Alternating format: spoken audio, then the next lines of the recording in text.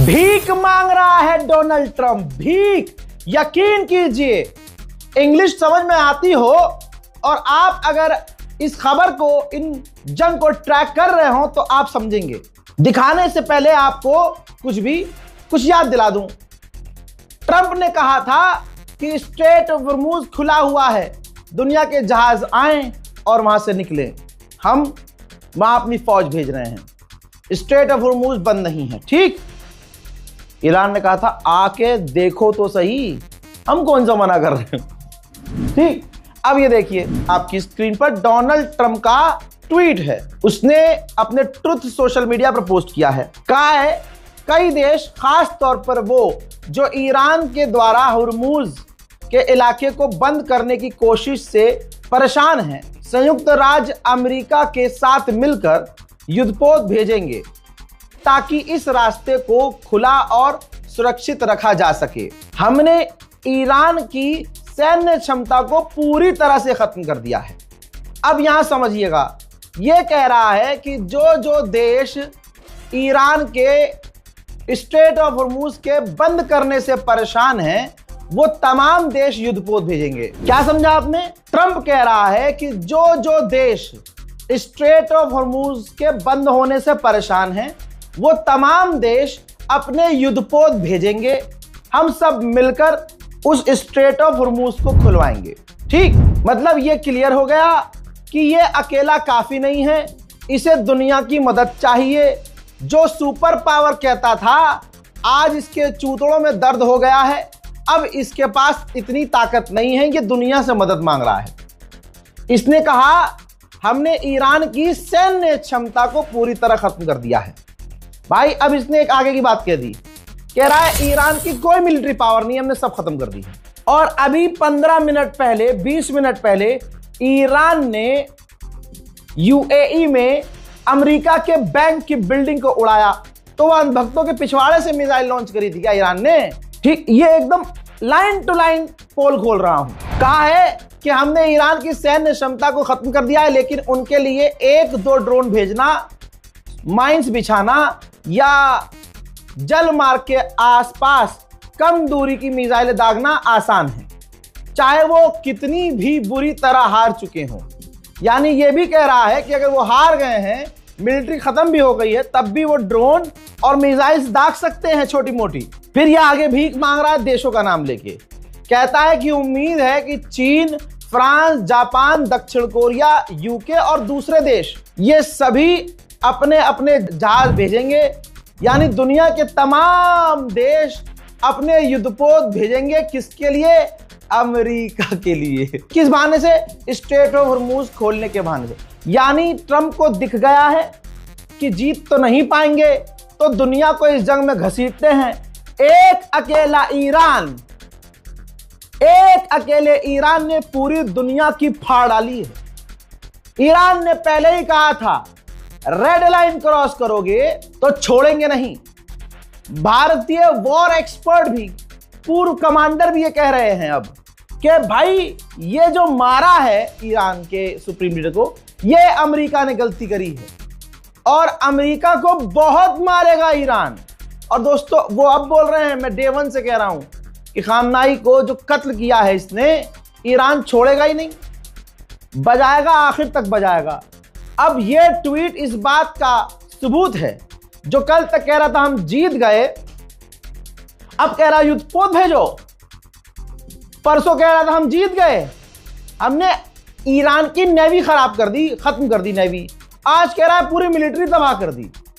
और उधर इजराइल पर मिसाइल दाग रहा है ईरान, उधर अमेरिकी ठिकानों को उड़ा रहा है ईरान, और अमेरिकी बैंक को भी यूएई में उड़ा रहा है ईरान। और ये गुलाबी सुअर कह रहा है कि नहीं हम तो जीत गए। ये कौन सी जीत है कि सारी दुनिया से तुझे भीख मांगनी पड़ रही है सुअर, कि भैया अपने अपने युद्धपोत भेजो। हजरात, वहीं डोनाल्ड ट्रंप की ये नाक पर बात है, नाक पर। दूसरा, अमेरिकियों का खुद यह मानना है कि ट्रंप इसलिए इस जंग को खींचा और इसलिए खींच रहा है, और डोनाल्ड ट्रंप ने हमला ही इसलिए किया था ताकि एप्स्टीन फाइल की बातें दब जाएं। ये अभी कल मैंने अपडेट दिया था आपको। अमेरिका की रिपोर्ट है, लिखित में रिपोर्ट है। अमेरिका के लोगों का मानना ये है। अब दोस्तों आप समझ सकते हैं हाल अमेरिका का कितना बुरा है। डोनाल्ड ट्रंप के नाक के ऊपर भी बात है, क्या है पीडिया ईरान से वेनेजुएला समझ रहा था क्या सुअर, सारे उसको कहेंगे ये बात। तो अब उसने कहा है कि हम सीज फायर नहीं करेंगे। उधर ईरान पहले ही बोल चुका है कि हम सीज फायर करेंगे नहीं, हम तो तब तक मारेंगे जब तक हमारा मन करेगा। शुरू तुमने किया था, खत्म हम अपने हिसाब से करेंगे। ईरान ने भी कई सारे गद्दारों को गिरफ्तार किया है, वही जो ईरान में नंगे रहने के लिए चाहते हैं कि भैया ईरान आज़ाद हो और ये हो और वो हो, और ISIS और मोसाद के लिए काम करते हैं। ईरान को कामयाबी ये मिली है कि ईरान ने खुद बताया कि हमने कई सारे ऐसे लोगों को गिरफ्तार किया है जो दुश्मन को जानकारियां शेयर कर रहे थे। मेरे दोस्तों इजरायलियों की भी हवा निकल चुकी है, फादरलैंड की फट के चार हो गई है। अब यहां से बजरंग दल को वहां भेजना पड़ेगा। अगर एक अम्मा का दूध पिया है बजरंग दल वालों ने तो तुम्हें तुम्हारी मां की कसम है जाकर इजराइल को बचाओ। अगर मां का दूध पिया है, बाकी किसी गंदी चीज का दूध पी लिया हो तो भैया कोई बात नहीं है। जितना इन्होंने उत्तम नगर में आतंक मचाया, पुलिस प्रशासन परेशान हुआ, प्रेशर में आकर इन्होंने उस मकान को ही तोड़ दिया। और वहां के लोकल हिंदू कह रहे हैं कि भैया इसमें तो कोई धार्मिक एंगल ही नहीं था, बल्कि जो मारा गया है लड़का वो खुद जिम के अपने 15-20 लड़कों को लेके आया था और उसी ने मुस्लिम पक्ष को घायल किया था, रॉड मारी थी।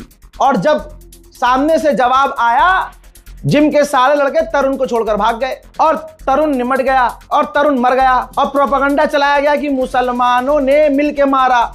ऐसा कुछ नहीं है। खैर कोर्ट ने इस पर ध्यान दिया और कोर्ट ने जो और भी मकानों को तोड़ने का खेल चल रहा था हिंदुओं के दबाव में, वो रोक दिया। आप समझ रहे हो।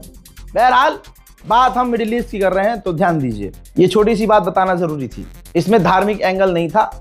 अब ये जो बजरंग दल हिंदू दल है, इतना इनकी तड़प है तो मैं माननीय प्रधानमंत्री इज्जत माब, ईमानदार और मजबूत शख्सियत इस देश की, महामानव विश्व गुरु को रिक्वेस्ट करना चाहता हूं, हाथ जोड़कर नतमस्तक होकर कि मेहरबानी करके अपने RSS हिंदू संगठन, विश्व हिंदू संगठन और तमाम ये जो खासकर ये लौंडिया छेड़ने वाला जो संगठन है दक्ष चौधरी वाला, इनको आप भेजिए तुरंत के तुरंत इजराइल, क्योंकि आपने ऐलान किया है कि इजराइल आपका फादरलैंड है। हमारा तो है नहीं, हमने तभी मना कर दिया था। आपका फादरलैंड है, हिंदुओं का फादरलैंड है, तो तुरंत फादरलैंड को बचाने के लिए इन तमाम संगठनों को भेजिए। कसम खा के कहता हूं भारत में शांति आ जाएगी, कसम खा के कह रहा हूं पूरा चारों तरफ। लेकिन दिक्कत ये है फिर अब चुनाव कैसे, ओहो सॉरी ओहो ये है सारी बात है। आसाराम बापू भी बाहर आ गया भला, ओहो चुनाव आ रहे हैं। सारे गुंडे बाहर आएंगे भाई साहब, मैं भूल गया था यार, ये तो बड़ा खतरनाक चक्कर है भाई। तो दोस्तों कुल मिला के अब अंधभक्तों के बाप की ठुकाई हो रही है। ईरान पेल रहा है बहुत बढ़िया करके, एकदम सूखा सूखा। अब ये गद्दार अंधभक्त किसी के सगे नहीं। जब भारत में इनका धर्मगुरु पीटा जाता है, अभी मुक्तेश्वरानंद साहब नहीं है बाबा जी, उनको पीटा गया, उनको जलील किया गया, उनको अपमानित किया गया, एक इतने दिग्गज बाबा को। और ये अंधभक्त, कोई भी अंधभक्त, कोई भी अड़ुआ खड़ा नहीं हुआ अपने बाबा के लिए, लेकिन ये साले इजराइल के लिए खड़े हैं। आप देख रहे हो, इजराइल के लिए खड़े हैं। ये औकात है इनकी, अपने धर्म गुरु के लिए खड़े नहीं होंगे, इजराइल के लिए खड़े होंगे। क्यों? क्योंकि इजराइल के, अच्छा ये भी देखो कि इजराइल इनकी अम्मा को काट के खाता है, गाय का गोश्त खाता है। आप गूगल कर लीजिएगा, किसी यहूदी से भी पूछ लीजिएगा, ऑनलाइन रिसर्च कर लीजिए, ऑनलाइन किसी यहूदी से पूछ लीजिए। इजराइल के अंदर एक भी मंदिर नहीं है, ना मिलेगा एक भी मंदिर। और गोदी मीडिया ने खुद क्या लिखा है देख लो। और ईरान ने कभी भी भारत के खिलाफ कुछ नहीं बोला। और जो सुप्रीम लीडर हैं उनके बारे में देखो अब क्या लिखा गया है, क्या बताया गया है। और मैं डे वन से कह रहा हूं कि जो हिंदू समुदाय है जो लगातार जहर फैला रहा है और खामनाई के मारे जाने पर खुश हो रहा है, असलियत कुछ और है। NVT जो एक कट्टर हिंदूवादी चैनल है जो मुसलमानों को टारगेट करता है, उसने तक लिखा है कि खामनाई भारत से प्रेम करते थे। जंग के बीच भावुक कर रही ईरान के सर्वोच्च नेता के प्रतिनिधि की बातें। जी हां, जो भारत के अंदर जो खामनाई साहब के, शहीद खामनाई साहब के जो प्रतिनिधि है ना भाई, जिनसे अभी मैं 4 दिन पहले मिला भी हूं, उन्होंने कई जगह टीवी पर साफ कहा है कि आखिरी बार 1 महीने पहले जब मैं ईरान से लौट रहा था तो खामनाई साहब से मुलाकात हुई थी। तब खामनाई ने कहा था कि भारत के लोग बहुत प्यारे हैं, बहुत अच्छे हैं, मेरा उनको प्यार देना। खामनाई ने यह नहीं कहा था कि मुसलमानों को प्यार देना। अय हाय गद्दारो, छी गद्दारो। अरे जिसके खून में सिर्फ पेशाब दौड़ रहा हो मूत पी के, उस खून से वफादारी कोई कैसे कर सकता है। खामनाई ने मरने से 1 महीने पहले अपने प्रतिनिधि जो इंडिया के हैं उनसे कहा था भारत के लोगों को प्यार देना, वहां के लोग बहुत अच्छे हैं, हमारे रिश्ते उनसे बहुत करीबी हैं। लेकिन अल्लाह, उफ अल्लाह, खामनाई को क्या पता था कि यहां का हिंदू, और खासकर वो 2014 के बाद वाला हिंदू, आपको धोखा देगा। अरे जो अपने बाबा का नहीं वो किसी और के धर्मगुरु का कैसे हो जाएगा। आज जितने भी हिंदू इजराइल के साथ खड़े हैं, आप देखिए, ये जानते हैं कि वो हमारी गौ माता का गोश्त खाता है। उनको पता है कि हमारा एक भी मंदिर वहां नहीं है, ना वहां मूर्ति पूजन पसंद है, ना वो भारतीयों को पसंद करते हैं। पॉलिटिकल फायदा वो हमसे उठाता है, पॉलिटिकल फायदा हम उससे उठाते हैं। लेकिन जहां धर्म की आस्था की बात आती है, इजराइल हमारे हर तरह से धर्म के खिलाफ है। ईरान में लाखों हिंदू रहते हैं, ईरान के अंदर हिंदुओं के धार्मिक स्थल मिल जाएंगे। ईरान उस वक्त भारत के साथ खड़ा हुआ जब तमाम मुल्ले ये देश, जितने भी मुल्ले देश है ना, ये अरब देश, जब सब पाकिस्तान के साथ खड़े हुए, ईरान तब हमारे साथ खड़ा हुआ। अगर ईरान हमारे साथ खड़ा नहीं होता तो उस वक्त इंटरनेशनल पाबंदी हम पर लग जाती। लेकिन ईरान ने यूएन में भारत का साथ दिया और सबका विरोध किया। इन गद्दारों ने, आरएसएस की औलादों ने उसी देश के सुप्रीम लीडर के मारे जाने पर जश्न मनाया।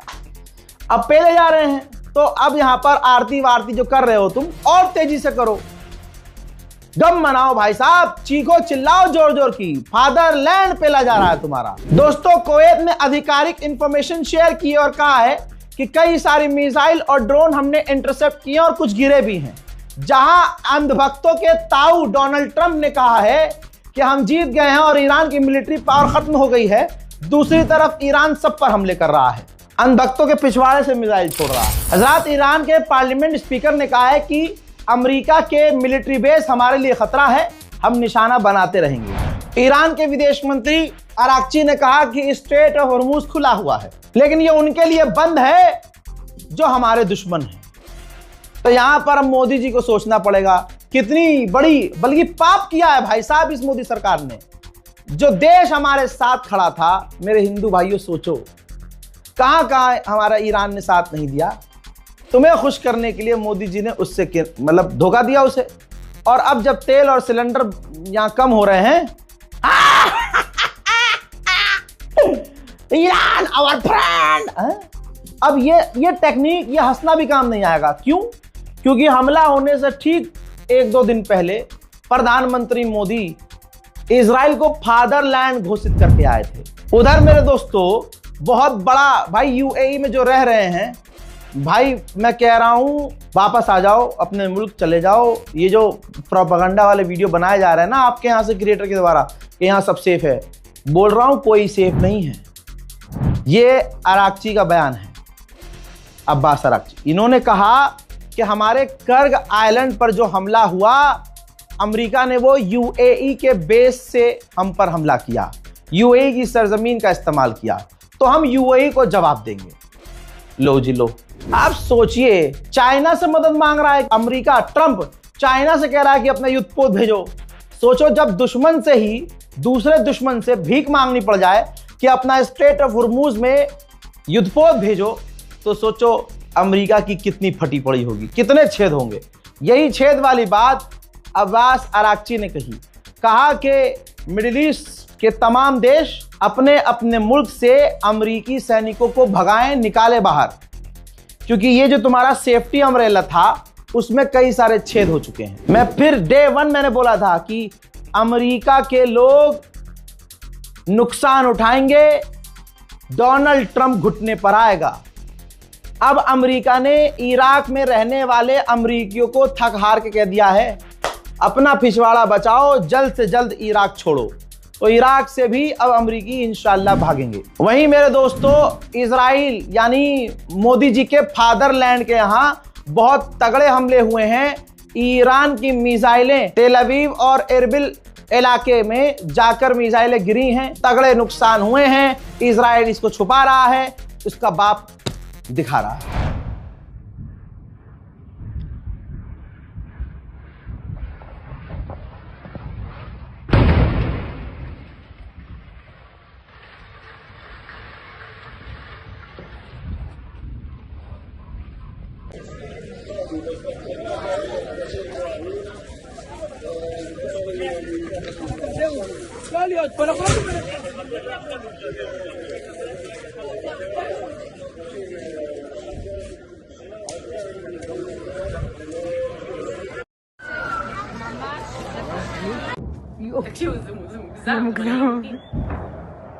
ما تنفجرين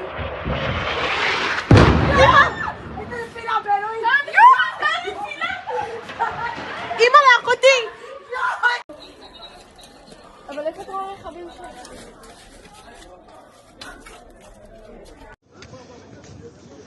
वाह वाह वाह।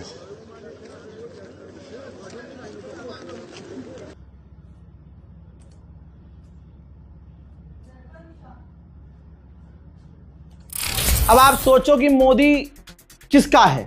अभी कुछ दिन पहले इजराइल को फादरलैंड बोल के आया, लेकिन खुद मोदी जी अब इजराइल को बचाने के लिए अपने फाइटर जेट, अपने नौसेना नहीं भेज रहे हैं।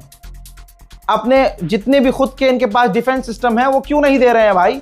दोस्ती तो ये है ना कि इजराइल को अगर आप फादरलैंड बोल के आए हो तो उसको बचाने के लिए आप अपने डिफेंस सिस्टम दीजिए, आप अपने हथियार दीजिए, आप अपनी फौज भेजिए। और यहाँ इतने फालतू हैं आपके पास लोग जिनको आप रैली में काम पे लगाते हैं, आप भेजो सबको, वहां लड़ेंगे। यहां जो डोनाल्ड ट्रंप की पूजा कर रहे हैं, आरती उतार रहे हैं, आप भेजिए उनको वहां, किसी के तो सगे होकर दिखा दो। ईरान जबरदस्त तरीके से इनकी बजा रहा है, फैक्ट चेक भी कर रहा है। अमेरिकी डोनाल्ड ट्रंप का ट्वीट रीशेयर करते हुए ईरानियन ऑफिशियल ने कहा कि लगातार ये झूठ बोल रहे हैं। पहला इन्होंने झूठ बोला कि हमने ईरान की नेवी तबाह कर दी है। दूसरा इन्होंने झूठ बोला कि ऑयल टैंकर को हम एस्कॉर्ट कर रहे हैं, और बाद में इन्होंने कह दिया कि ऑयल टैंकर को हम एस्कॉर्ट नहीं कर सकते। तीसरा उन्होंने कहा कि हम लड़ रहे हैं और स्ट्रेट हॉर्मूज को कंट्रोल कर रहे हैं। लेकिन इन्होंने आज पूरी दुनिया से भीख मांगी है, मदद की, चाइना से मदद मांगी है, सबसे मदद मांग रहे हैं कि अपने अपने युद्धपोत भेजे। तो दुनिया सोच ले कि डोनाल्ड ट्रंप किस लेवल पर अपने लोगों से झूठ बोल रहा है। मेरे दोस्तों, इस रिपोर्ट को ज्यादा से ज्यादा शेयर कीजिएगा, इंस्टाग्राम वाली रीलों से दूर रहिएगा, क्योंकि ये बेवकूफ बना रहे हैं और अपने फॉलोअर्स बढ़ाने के लिए झूठ दिखा रहे हैं। इस रिपोर्ट को शेयर कीजिए। जो मेरी वीडियोस से रील बनाकर काट रहे हैं, रील काट काट के निकाल रहे हैं 30 सेकंड का, 1 मिनट का, उन तमाम लोगों से मेरी अपील यह है, जो भी ऐसा कर रहे हैं, कि भाई डेट जरूर लिखें, कोशिश करें डेट भी लिखें और टाइम भी लिख दें, और बात पूरी लें। जाहिल होने का एग्जाम्पल मत दो। अगर तुम्हें मेरे वीडियो से पैसा कमाना है, मेरे वीडियो से व्यूज कमाना है, तो कोई मना नहीं है, मेरी तरफ से कोई मना नहीं है, लेकिन कौम को धोखे में नहीं रखना। बात एक मेरी जो पूरी हो ना, पूरी बात, तो एक बात जहां से शुरू कर रहा हूं वो बात जहां खत्म हो रही है वो बात पूरी लो। वो आधी अधूरी बात ले रहे हैं, जनता कुछ और सोच रही है। आप समझ रहे हो। इस रिपोर्ट को शेयर कीजिए, दुआओं में याद रखिए। जय हिंद।